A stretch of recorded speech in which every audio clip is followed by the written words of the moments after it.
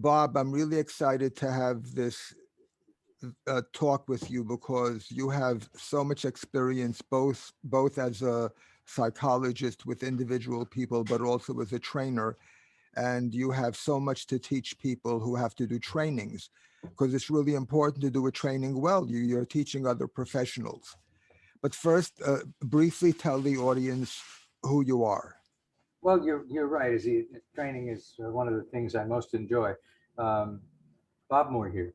I've been in practice for some 40 to 50 years, but now would devote all of my efforts into continuing education of my colleagues in psychology, therapy and counseling, and addictions, and so on, largely having to do with trauma, but more broadly having to do with personal, emotional, psychological well-being.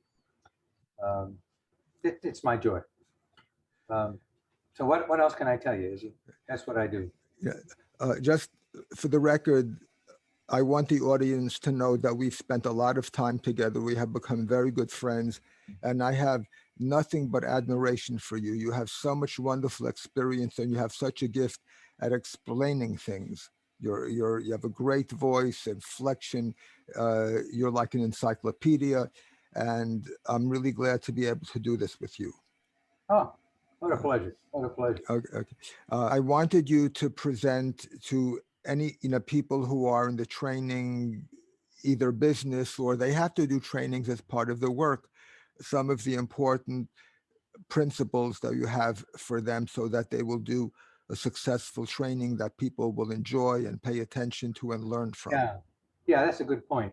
There are so many different orientations and styles and uh, protocols in the among the psychological services that a lot of people who don't have a background similar to ours can be a little bit put off by the various idioms that our colleagues speak. You know, how do you translate from cognitive behaviorist to Jungian and back?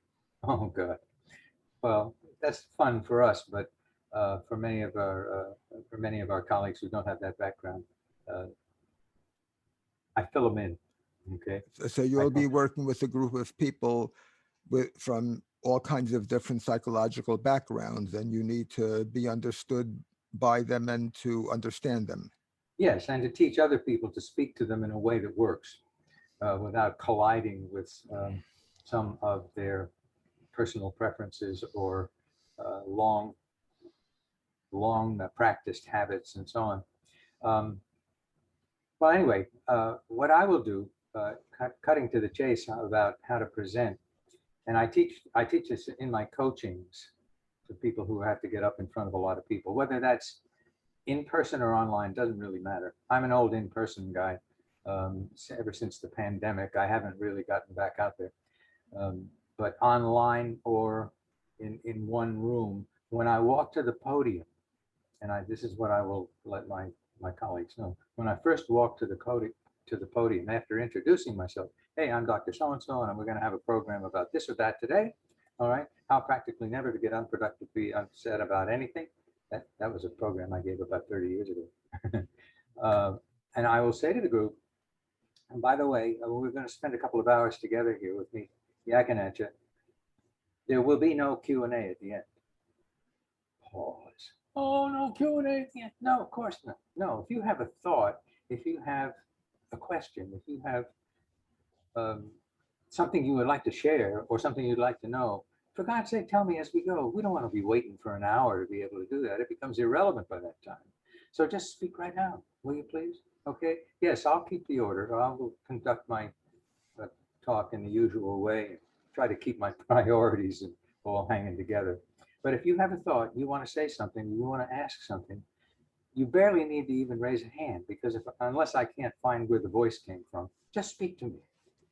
Now, what's interesting is that when you do that, when you invite a group of 50 people to just speak to me when you're about to give a talk, you would think that, oh God, there's going to be mayhem in here. It doesn't happen. They all just glow. Oh my God, you can talk to this man, right? Yeah, and I'll say You, that's the way it is. you, And you then don't you don't find that people will start asking questions endlessly and then you can't cover the material that you have come to teach. well, it's sort of interesting. They don't ask questions at all if there hasn't been any context for them. Okay, they don't come in with free-floating questions of all different sorts, given that what we have here is a talk on a particular subject with a title and a purpose.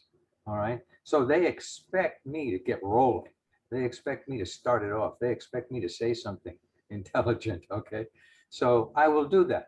I will, having said, look, as we go along, if you have a thought or a question or a comment, tell me. I want to know, because that fills in the holes that I would otherwise leave and not know I've left. Okay. I don't want to be leaving holes in my talk. And you come up with a thought or a question or whatever, and it delights me because then I can fill that in and carry on. All right. So will you do that for me? No Q&A at the end. We'll just do it as we go. So then I start my talk. And the first one who is bold enough to speak up gets my undivided attention. Okay. It's like, oh yeah, wonderful point. Do you get sausage with that? Oh, well, sometimes you do, sometimes you don't, whatever. We have a little chat back and forth very quickly to fill in whatever it was that question addressed, or whatever that comment was, whatever that observation was. And I treat that person as though that comment was the most important thing you could possibly have given me at this point in the talk, right? And Does it ever happen that when the person asks the question, you feel that the uh, audience or the class needs to have enough information before that to be able to understand the question and your answer? Well, typically, once I've gotten rolling and I've created the context, here's what we're going to be talking about, and I start in and I share a few thoughts, and then, okay, the question comes. In other words, they don't have questions before I've even I see. begun the talk. So the question comes in a context of what I've been saying, and the other people in the room will see and understand where the person is coming from. That is to say, the relevance of the question to what I'm saying. Now, they may or may not think it important, but it doesn't matter. I'm giving my undivided attention to that person, because to that person it's important, and to that person I am responding thoroughly and gratefully and completely, and then on I go. And what you can see, what I can see, what any presenter will see, is that the whole room says silently, oh, wow. Who needs Q&A when we got one of these? Okay, it's grand. It's absolutely grand. It's palpable. You can feel it.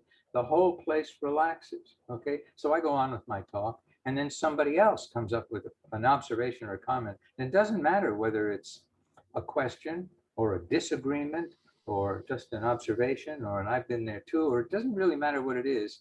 I'm going to receive it like it was the most important piece of information or the most important observation or question that could be asked at that moment, and give them all my attention and a response to it that's um, consistent with the talk that I'm giving, and on I will go. And at that point, I've got the group.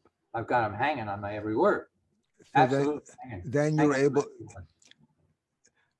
do you have enough time to give your prepared presentation, or does it can be a continuous question and answer session in which you're getting all of your material across? Well, I can't recall that it has ever become just a continuous Q&A all along the way. That doesn't usually happen, because there is a title, there is a subject, there is stuff that they want to know, that they want to hear from me, okay? Because I've been clear that I've got some stuff you need to know. I've got some stuff you need to know. This is going to be new for you in all likelihood. And they want this, okay? They want this. So they're not going to interrupt me in any way that would slow me down. I'm always aware of how much time I've got left, regardless of how many questions I've taken. Some groups are very outgoing and want to interact with me in that way. And when that happens, I'm feeling very much as though I succeeded in getting what I want. And others are a little more held back. And that's okay too, because I know how much time I've got and I know what I want to share. So I'm going to do it with or without you. That is to say, I'm going to do it all my own as though I'm, just talking into a mic in my bedroom. Or I'm going to have your input and guidance along the way to tell you what's, how it's really relevant or whether it is or what it means and so on along the way. And that's what I really like to get from them. So I integrate what they are observing or asking into the overall program, knowing where I'm going and staying on track as best I can. Okay. And I tell you, you do it the old way. I talk, you listen, Q&A at the end. Which is Or, my, yeah, that's I other have people. to say that, that's been my way. Yeah, sure. Yeah. You're in very good company, very good company. Mm. But you do it that way, or you do it this way. And when you try this, you will see something you've never seen before. You will just see relaxation, smile, full attention, the little nods, the stuff that tells you that, oh God, he's right on top of it. He's every time I inflect, he inflects. I can see what I'm saying echoing from these heads and bodies all over the room. It's beautiful. It's absolutely beautiful. Okay. And that's all you have to do to get it. Just walk in and say, we're not going to have any Q&A at the end. Good heavens, I'm going to be here talking for a couple of hours. I want your participation. Go right ahead, ask the question, stay with me. And then having said that, I show them how it's done. I respond to each one as though it's an observation made of gold. And the room is mine. I can do no wrong. It's wonderful. It's absolutely wonderful. Okay. We always get feedback at the end. You know how it is in continuing education. You have to fill out a little form if you're a participant, right? It's a good thing. Yeah, it's great. It gives, and that's how I developed my repertoire. I mean, I've been doing this for 30 years, and that's how I figured out what needed to be done to be seen as a worthy presenter. So this is rule number one. Go in there and turn them loose to speak to you, even if you have a script in front of you. God forbid. Some people come in and read to me. I want to leave. I don't ever read to them. Okay. So that's the first thing. Now the next thing, the next rule, the next most important rule. Well, before we get to the next one, Okay. do you ever have an audience where there's somebody who just loves the fact that the speaker is willing to give them their undivided attention and will use it like for their own, just bring up question after question, things that really interest them, but not so much the rest of the group? Does that ever happen to you? Yeah, it's a wonderful question because it tends to be self-limiting. If there were someone inclined to do that, I don't get that very often, but if there was somebody inclined to do that, I'll tell you what happens. The rest of the group starts to groan. Not at me. Not at me. Yeah. I've got them. They sympathize with me. They start to groan at her or him. And does that person get the message? Usually, yeah. Uh-huh. Apart from which, I can, I will handle each of those interests in a way that are satisfying to the person asking.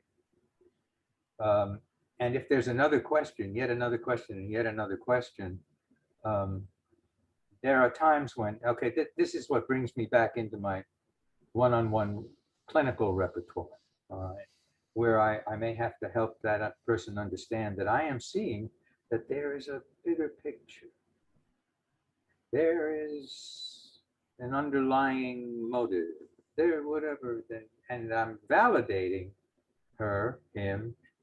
I'm validating and wanting to satisfy, but there's a lot and it's important. So let's you and I get together. Let's see, I'm going to finish up here about 1 o'clock. How about you and I? Are you free for lunch? You have some time after that? Can we get together? Okay, good, thanks. Whoa. As needed, we'll schedule that. But I won't just cut her loose as though it's not important to me, all right? It is important to me. Okay, so this is what I'm doing throughout the whole thing, and I've never seen them abuse it. I've never had them inundate me with all kinds of irrelevant stuff. It's always very relevant stuff. It's almost always directly related to what I've just said, what I've just observed, what I just shared, what it means, how it works. Please translate that into my idiom.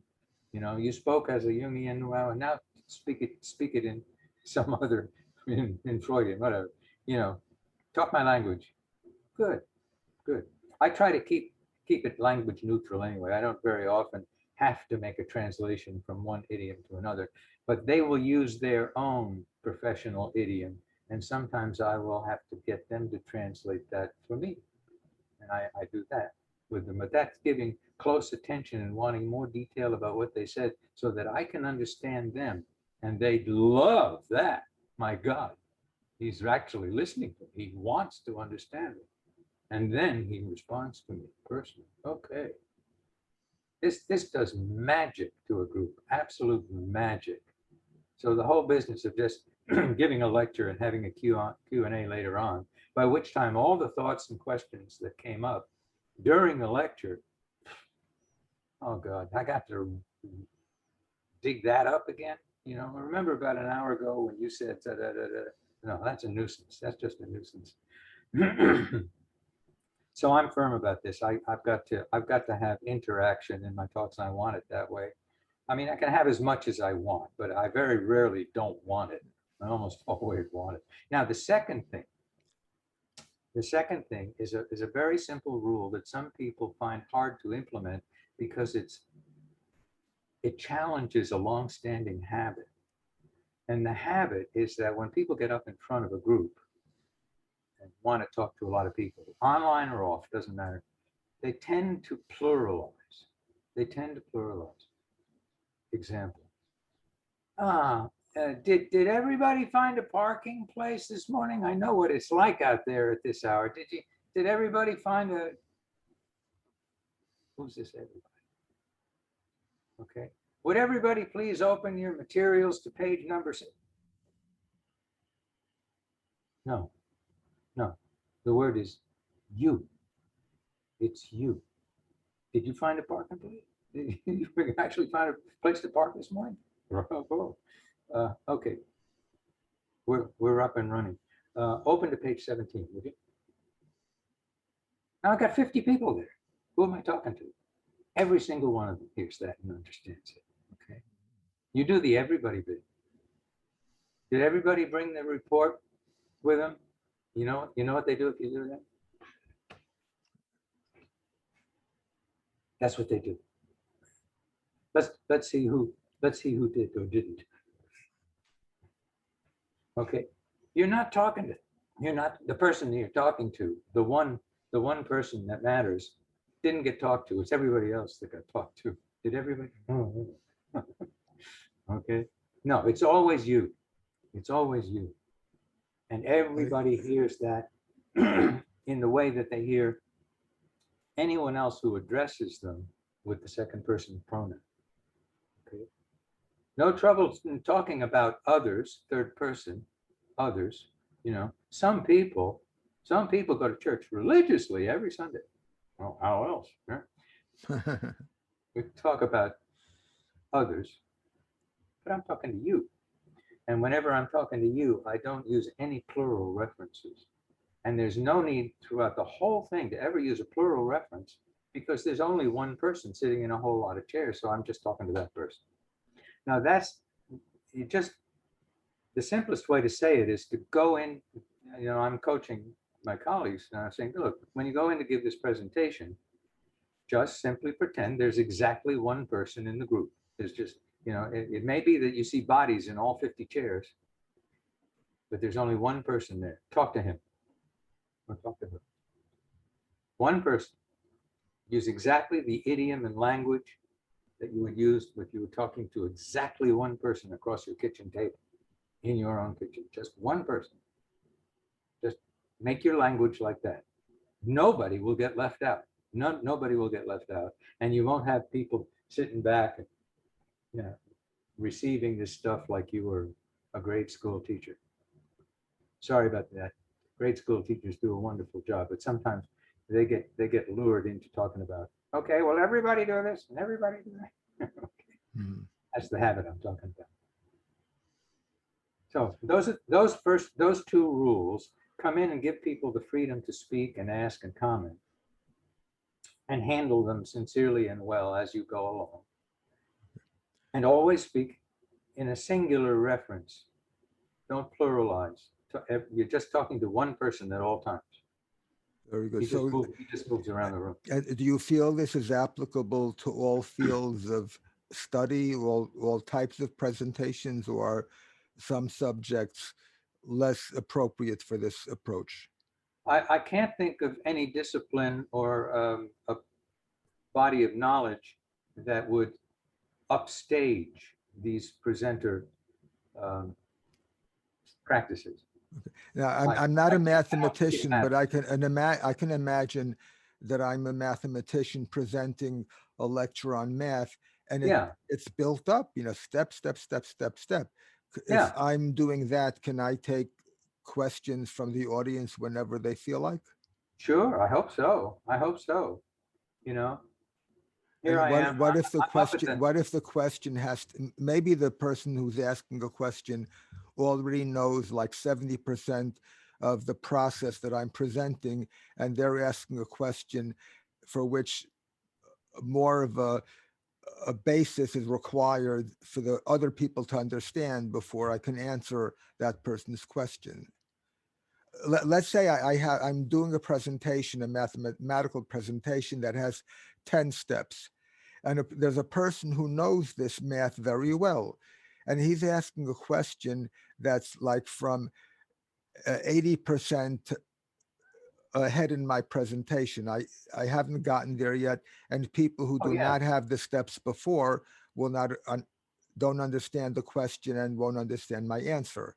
So right. in that situation, could I say, I first need to present certain steps before that, and then I'll answer your question? Is that okay? Uh, I- it's absolutely okay. I would do it a little differently though. I would How? say, how wonderful, how wonderful. No, you clearly are following me very well, and absolutely, if I'm understanding you correctly, you've been through this process. You understand the logic that's built into this. You knew Pythagoras personal, okay, or something. Uh, Um, so I'm going to, even though you're looking at an area where you're thinking, oh my God, that's out of the sequence in which I need to present this to the majority of the people in the room. He's way ahead of me. And I just remembered, by the way, I just now remembered there is I have several of them. Third rule, okay, you got one and two, right? Let them ask questions, speak in the singular. The third is never, ever say no.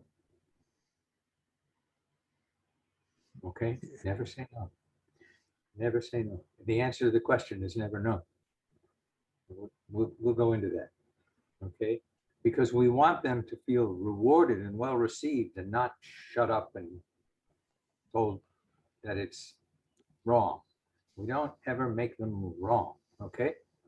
Even if they are. Okay? So the guy, back to the original question, he's ahead of me.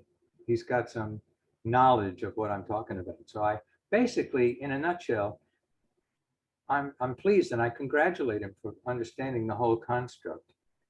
Because you'll remember, I'm speaking to him now, you'll remember that in order to get as far as you've gone with a question about this factor or that factor, one would have to have kind of captured the prerequisite conceptual process and logic before that, right? So I just want to make sure that I've got those elements nailed down, so that when I get to where you are, I'm catching up with you, aren't I? And when I get to where you are, it all makes sense. Okay. So let me just put the elements, the prerequisite elements in place. Okay. Thanks. So you always give people a lot of respect and Oh, make yeah, them, yeah, even show them yeah, admiration. You make them feel good, and then that's right. you've won them over. Sure, sure. Why Uh, not? I mean, he's made a perfectly good point. He's ahead of the group. Of course, I'm not thinking group, but he's just ahead of the logic. yeah. He's jumped ahead a few points, and I just said, "Oh, gee, that's wonderful that you've done that. Let me fill in the parts that you already know, obviously, to get where you got." Okay? Yeah, good. Well done. Thank you. He feels validated. He quiets down. I continue. Okay? But sometimes people will raise a question or make an observation that in ordinary circumstances would compel the speaker to say, "Oh no, my God, no." Okay, sure, why not? I mean, don't you just spank them at that point? Won't that Uh-huh. do? Okay, Uh-huh. and what am I doing? Am I saying no, no, no, no, no? You never do that. I'm saying that's what they did to us, isn't it? You would think so. Yeah, that's been the standard response for generations, right? Yeah. But, our parents, yours, mine, they didn't have the advantage of knowing Vincent Felitti and the ACE study and this, that, and the other thing. And I will incorporate something that will give evidence of an alternative to spanking um, without saying wrong, bad, don't do that. Okay. Because when I'm done, I want to leave her validated as well. She brought up the old traditional handling for that particular parent-child interaction, right? Right on the nose, and with some gusto. You can almost see into her history. Oh, giving back what you got, are you? Yes. So So take care of her. even if somebody is wrong, you make them feel validated and worthwhile, and you'll just Yeah, I get a lot of mileage, Izzy, out of you would think so. so that's You like would think so. You would think so. I that's mean, a gentle way of saying that they're not so there's right. an alternative here somewhere. Yeah, Uh, yeah, sure. And because usually those incorrect inferences, the wrong understandings that some people have, both professionals and non-professionals, um, they're there for a reason. They believe that for a reason. They think that for a reason. This is not new to them. They have a mindset, after all. They have a viewpoint. They have a cultural dynamic operating. Something accounts for why they would ask that question and present something to which the answer now is no, no, not anymore. Okay.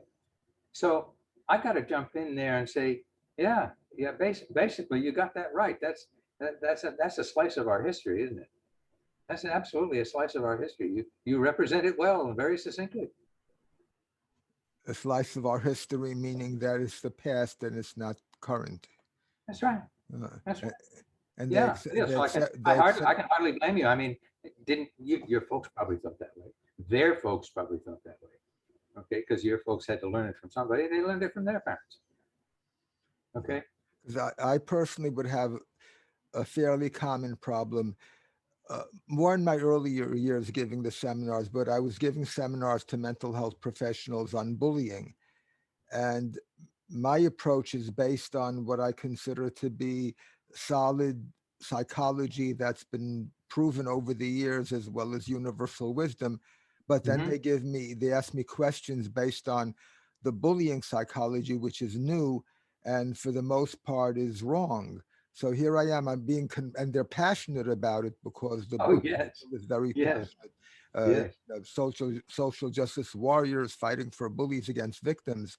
So when I Right. Right. present my traditional views, they would get upset, and I would have, frankly, some trouble dealing with them. Yeah. Well, it isn't necessary to have trouble dealing with them. Okay. I should have had you coaching me in those days. Well, very often it's an uh, you'll understand the use of language here. It's a matter of actively listening to whatever it is they think is the wisdom. Okay. Track down the bullies and lock them up. Okay. Whatever. Okay. And if you hear that and you understand that and you duplicate that and they realize that you have understood them, you can go on and provide an alternative viewpoint.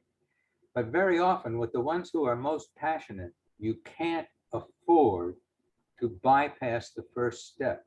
And the first step is to convince them, it's fairly easy, to convince them you understand completely what they're saying, and to show them that you do, to get their head nodding, yes, you understand me, right?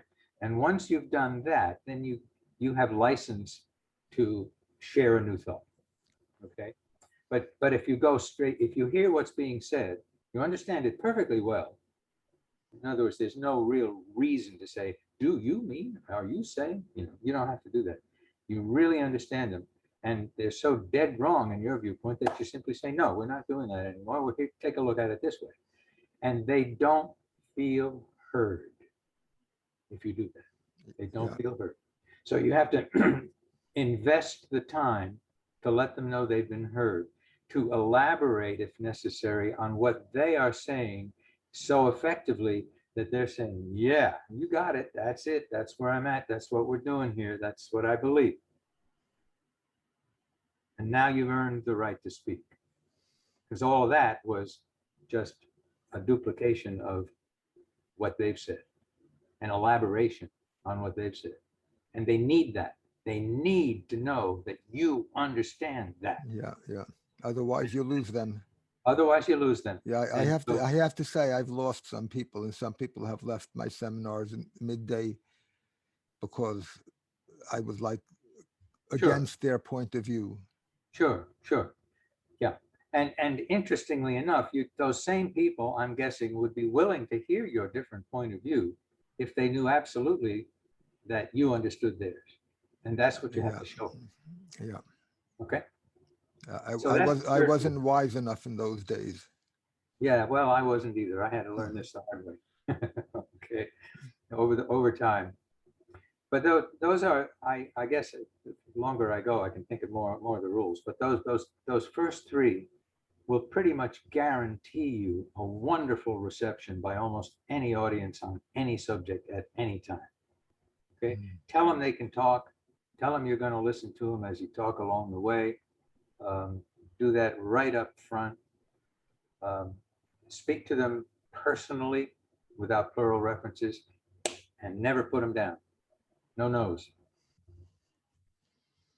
Very good. I wish I would have known that a long time ago. But anyway, I hope that some people listening who do trainings will have benefited from these rules of yours. Bob, thank you so much. And it's better to learn this late than never. Okay. My pleasure. Be well, Bob. Thank you so much. Take care.